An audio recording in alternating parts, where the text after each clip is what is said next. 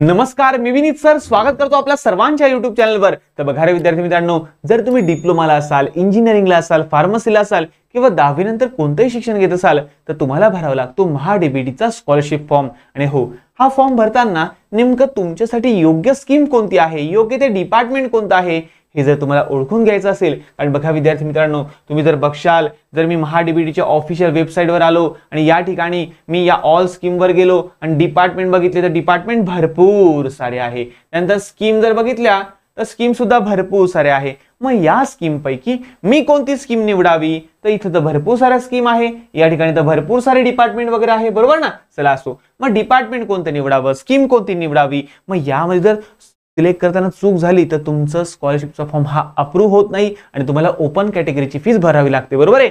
मग हा व्हिडिओ त्यासाठी नक्की पहा, शेवटपर्यंत पूर्ण पहा, जेणेकरून तुम्हाला समजून जाईल की कोणत्या विद्यार्थ्याने कोणती स्कीम निवडली पाहिजे। ठीक आहे, चला तर आजच्या या सुंदर अशा व्हिडिओला सुरुवात करूया।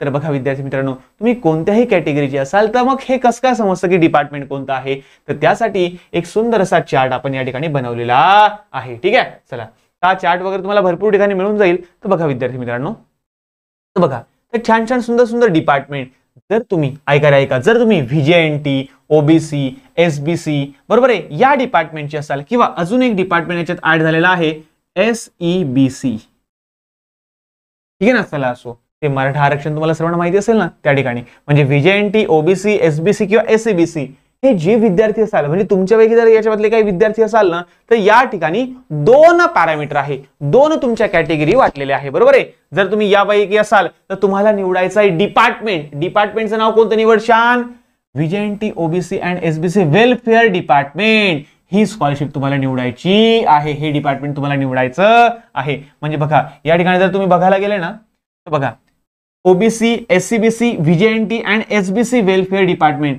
हे डिपार्टमेंट तुम्हाला निवडायचं आहे, जर यापैकी जर तुम्ही असाल तरची गोष्ट, ठीक आहे ना। हे समजलं सर्वांना, हे क्लिअर झालं।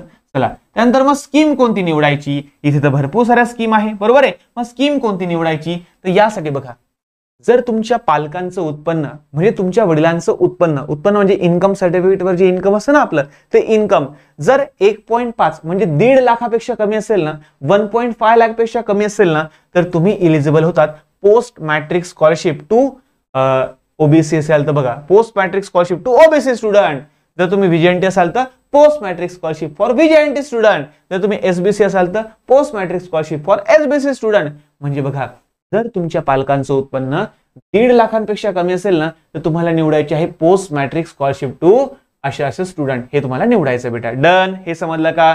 बघा वाटलं या ठिकाणी तुम्हाला दाखवतो, सर बघा दाखवतो, बघा हे आपलं निवडलं इथं स्कीम। तर बघा, जर तुमच्या पालकांचं उत्पन्न 1.5 लाखापेक्षा कमी असेल तर ओबीसी वाल्यांनी ही निवडा, जर समजा तुमच्या पालकाचं उत्पन्न कमी असेल 1.5 लाखापेक्षा तर एसबीसी वाल्यांनी हे, व्हीजेएनटी वाल्यांनी हे। तर या 3 स्कॉलरशिप तुम्हाला क्लिअर वगैरे झाल्या असाव्या, या 3 स्कॉलरशिप तुम्हाला क्लिअर वगैरे झाल्या असाव्या बेटा, ठीक आहे ना। चला असो पुढे, आता जर समजा तुमच्या पालकांचं उत्पन्न 1.5 लाखापासून ते 8 लाखांच्या अंतर्गत आहे, बरोबर आहे, म्हणजे 1.5 लाखापेक्षा जास्त आहे आणि 8 लाखांपेक्षा कमी आहे। बघा पुन्हा एकदा ऐका बेटा, जर तुमच्या पालकांचं उत्पन्न 1.5 लाखापेक्षा जास्त आणि 8 लाखापेक्षा कमी असेल तर अशा विद्यार्थ्यांनी tuition fees and exam fees to VJNT वाल्यांनी व्हीजेएनटी, एसबीसी वाल्यांनी एसबीसी, ओबीसी वाल्यांनी ओबीसी अशी स्कॉलरशिप तुम्हाला निवडायची आहे। बघा 1.5 लाखापेक्षा कमी असेल तर वरची, आणि जर समजा 1.5 लाख ते 8 लाखच्या दरम्यान असेल तर तुम्हाला ही स्कॉलरशिप निवडायची tuition fees and exam fees to. म्हणजे बघा तुम्ही या ठिकाणी बघू शकत असाल, बघा विद्यार्थ्यांनो, post matric scholarship for OBC student, बरोबर आहे। जर समजा बघा या 3 कोणासाठी आहे, ज्यांचं उत्पन्न 1.5 लाखापेक्षा कमी आहे, आणि जर समजा बघा तुम्ही ओबीसी असाल पण तुमच्या वडिलांचं उत्पन्न 1.5 लाखापेक्षा जास्त आहे आणि 8 लाखापेक्षा कमी, तर तुम्ही निवडशाल tuition fees and examination fees to OBC student. समजलं तुम्हाला सर्वांना, क्लिअर झालं इथपर्यंत। या 3 केव्हा निवडशाल, जर 1.5 लाखाच्या कमी असेल तर, आणि या 3 केव्हा निवडशाल, जेव्हा 1.5 लाखापेक्षा जास्त असेल तर।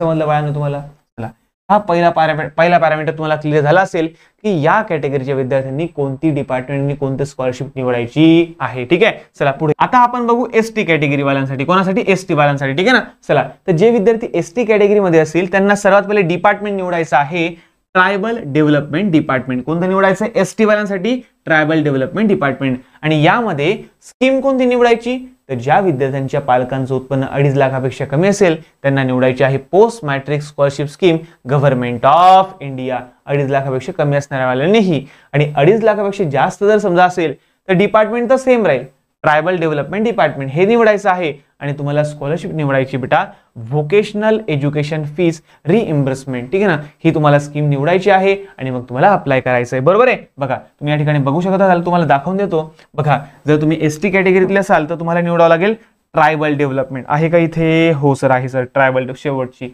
आणि या ठिकाणी स्कीमचं नाव कोणतं चूज करायचं आहे? जर 2.5 लाखापेक्षा कमी असेल तर तुम्हाला निवडायची आहे कुठे गेली आपली post matric scholarship scheme government of India ही. आणि 2.5 लाखापेक्षा जास्त असेल तर व्होकेशनल एज्युकेशन फी रिइम्बर्समेंट. ठीक आहे ना, हे तुम्हाला निवडायचं बेटा. ठीक आहे ना, हे तुम्हाला सर्वांना क्लिअर वगैरे झालं असावं. हे झालं एसटी कॅटेगरी वाल्यांसाठी, हे झालं आपलं एसटी कॅटेगरी वाल्यांसाठी. ठीक आहे, चला आता आपण पुढे बघू एससी कॅटेगरी वाल्यांसाठी. कोणासाठी बघू? एससी वाल्यांसाठी. चलो आता एससी वाल्यांसाठी बघा बेटा, एससी कॅटेगरीच्या विद्यार्थ्यांसाठी कोणतं डिपार्टमेंट निवडायचं आहे? तर social justice and special assistant department. बघा जर तुमची कॅटेगरी एससी असेल तर तुम्हाला हे डिपार्टमेंट निवडायचं आहे, social justice and special assistant department वाला. ठीक आहे ना, हे डिपार्टमेंट निवडलं की बघा ज्या विद्यार्थ्यांच्या पालकाचं उत्पन्न 2.5 लाखापेक्षा कमी असेल त्यांनी स्कॉलरशिप स्टुडंट. बघा ज्या विद्यार्थ्यांचं उत्पन्न 2.5 लाखापेक्षा कमी असेल अशा विद्यार्थ्यांनी निवडायचे आहे government of India post matric scholarship. Government of India post matric scholarship. आणि ज्या विद्यार्थ्यांच्या पालकांचं उत्पन्न 2.5 लाखापेक्षा जास्त असेल तर अशा विद्यार्थ्यांनी निवडायची आहे post matric tuition fee and examination fee freeship. हे सर्व तुम्हाला त्या ठिकाणी दिसेल द्या बेटा. ठीक आहे ना, डोक्याला फक्त एकच लक्ष ठेवा. अच्छा आपण एससी वाले होय का? ओके, मग हे डिपार्टमेंट निवडायचं आहे. अच्छा एससी मध्ये 2 प्रकार येतात का? एक आहे 2.5 लाखापेक्षा कमी उत्पन्नवाले आणि एक आहे 2.5 लाखापेक्षा जास्त उत्पन्नवाले.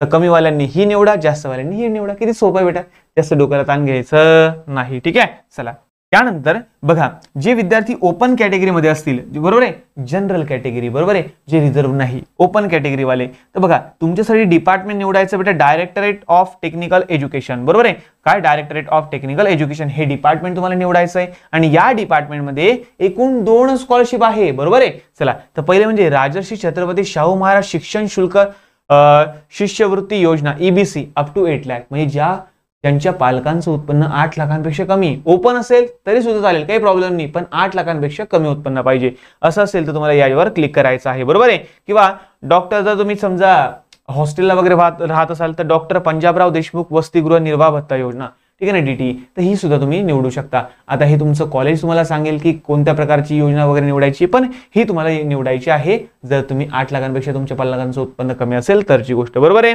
चला. आणि जे विद्यार्थी मायनॉरिटी मध्ये येतात बेटा, काय मायनॉरिटी मध्ये येतात, बरोबर आहे. आता मायनॉरिटी वाल्यांना माहिती असेल मग तुम्हाला कोणतं डिपार्टमेंट निवडायचं आहे? मायनॉरिटी डेव्हलपमेंट डिपार्टमेंट हे तुमचं डिपार्टमेंट आहे आणि एकच तुमची स्कॉलरशिप आहे. बरोबर आहे, चला तर अशा पद्धतीने तुम्हाला तुमची स्कॉलरशिप निवडायची आहे. एकदम डोक्याला ताण घ्यायचं नाही बाबांनो.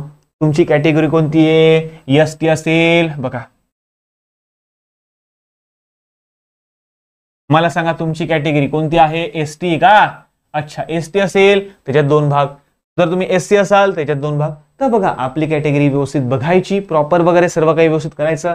वाटलंच तर मग मी एक काम करेल, माझ्या ऍप्लिकेशनवर या संपूर्ण स्कॉलरशिपचा जेवढा पण डाटा माझ्याकडे असेल ना, म्हणजे कोणता फॉर्म भरायचा, कोणता ॲफिडेविट लावायचा, हमी पत्र वगैरे, हे आपल्या ऍप्लिकेशन मध्ये फ्री ऑफ कॉस्ट तुम्हाला नोट्स वगैरे मध्ये मिळून जाईल बेटा. फ्री ऑफ कॉस्ट मिळून जाईल बेटा, याचे तुम्हाला चार्जेस लागणार नाही. हे सर्व म्हणजे या संपूर्ण कोणत्या विद्यार्थ्यांनी कोणतं निवडायचं हे सर्व मी माझ्या ऍप्लिकेशनवर टाकून दिले. काळजी करू नका, फक्त स्कॉलरशिपचं एक सेक्शन शोधा, त्याच्यामध्ये सर्व डॉक्युमेंट्स तुम्हाला त्या ठिकाणी दिसून जातील बेटा. ठीक आहे, चला तर आशा करतो की कोणत्या विद्यार्थ्यांनी कोणती स्कीम निवडावी हे तुम्हाला प्रॉपर सर्वांना कळालं असावं. ठीक आहे, तर भेटूया पुढच्या नवीन व्हिडिओमध्ये. पण बघा आपलं ऑनलाईन ऍप्लिकेशन आहे, ऑनलाईन क्लासेसवालं विनीत ट्युटोरियल नावाचं, तर ते डाउनलोड करून घ्या फ्री ऑफ कॉस्ट बेटा. आणि हो, डिप्लोमा आणि इंजिनिअरिंगचे भरपूर सारे ऑनलाईन लेक्चर त्या ठिकाणी अवेलेबल आहे, ऑनलाईन क्लासेस अवेलेबल आहे. एकदा जाऊन नक्की पहा, फ्री डेमो लेक्चर पहा.